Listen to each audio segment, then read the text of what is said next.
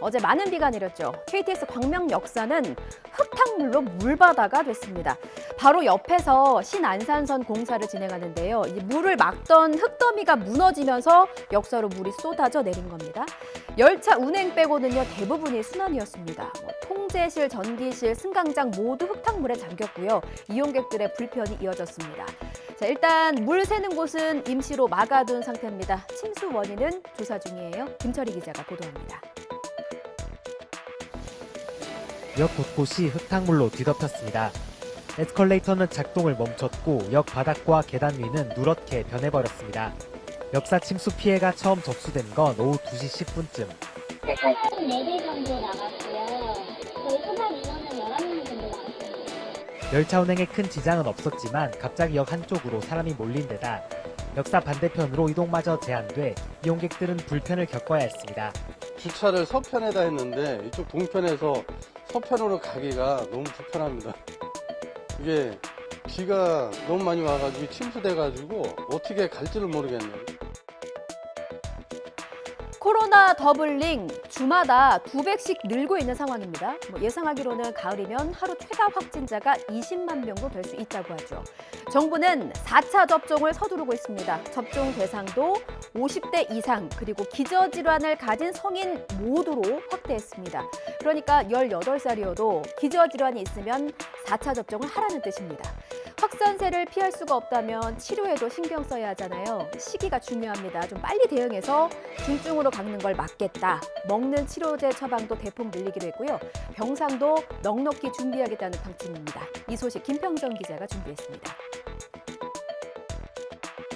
50대는 기저질환율이 높고 또 치명률이 40대 이하에 비해 높으며 3차 접종 후 4개월 이상이 경과한 사람이 96%에 육박한다는 점을 고려해서 중증화와 사망을 예방하기 위해 4차 백신 접종 대상자는 오는 18일부터 당일 접종을 할 수 있습니다.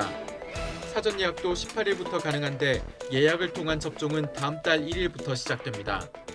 60세 이상의 중증화와 사망 위험을 절반 이상 낮추는 치료제도 처방을 대폭 늘립니다. 현재 7,400곳인 먹는 치료제 처방 의료기관에 종합병원과 병원급 1,000여 곳을 오는 20일까지 추가합니다. 현재의 병상으로는 하루 15만여 명까지 대응이 가능합니다. 그리고 20만 명 발생 시를 대비하여 1,400여 병상을 추가로 확보할 계획입니다. 분만과 투석, 소아진료 등 전문적 치료가 필요한 특수 환자를 위한 음압병상도 이달 말까지 추가로 확보할 예정입니다. 어제 하루 종일 언론을 장식한 뉴스 바로 경제입니다. 0.5%포인트의 빅스텝 결국 밟았습니다. 깊은 고민 속에 한국은행의 선택은 물가였습니다. 아마도 경기 침체 위험 부담은 감수하겠다. 물가를 놓치면 나중에 더 뼈아프다라는 결론이었겠지요. 이창용 한국은행 총재는요, 당분간 점진적으로 금리를 올리겠다는 말로도 인상 기조를 확실히 했습니다. 이게 신의 한 수면 너무나 좋겠는데 시장의 반응은 갸웃입니다. 물가가 더 오를 거라는 기대 심리는 억누르는데 일조하겠지만 전체 물가는, 우리의 장바구니 물가는 그렇게 많이 누르지는 못할 거라는 거죠.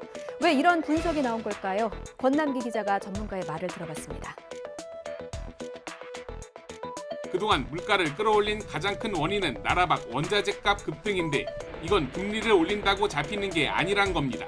인플레 압력이 경기가 좋아서 수요가 늘어났기 때문이라기보다는 해외, 특히 공급, 생산 측면의 요인이 강해서 금리 인상이 물가 상승을 억제하는 효과는 기대만큼 크지 않을 가능성이 높고요. 반대로 늘어나는 이자 부담에 소비자는 지갑을 닫고 기업은 투자를 줄여 경기가 나빠질 수 있다는 걱정은 갈수록 커집니다. 추경호 부총리는 최근 업무 보고에서 윤석열 대통령에게 경기 상황이 심상치 않다는 점을 설명한 것으로 전해졌습니다.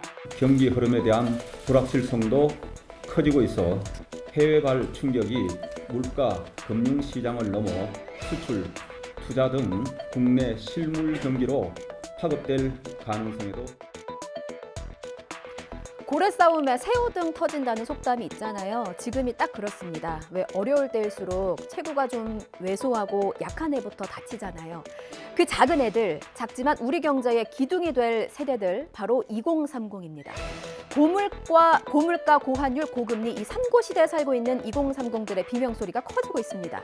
집값이 급등하고 주식시장이 화랑일 때 이제 막 사회에 발을 내디딘 세대들은 어떻게든 이 부의 격차를 좀 만회해보고자 안간힘을 썼습니다. 영끌이라고 하죠. 영혼까지 다 끌어모아서 대출받아서 집도 사고요. 주식도 하고 가상화폐 투자도 적극적으로 한 세대입니다. 자, 암호자산 투자자 절반 이상이 2030 세대였어요. 그런데 아시다시피 지금 시장이 좋지 않잖아요. 대출자 10명 중에 1명은 빚을 갚기 위해서 소비를 줄여야 하는 한계 상황을 이미 넘어선 상황입니다.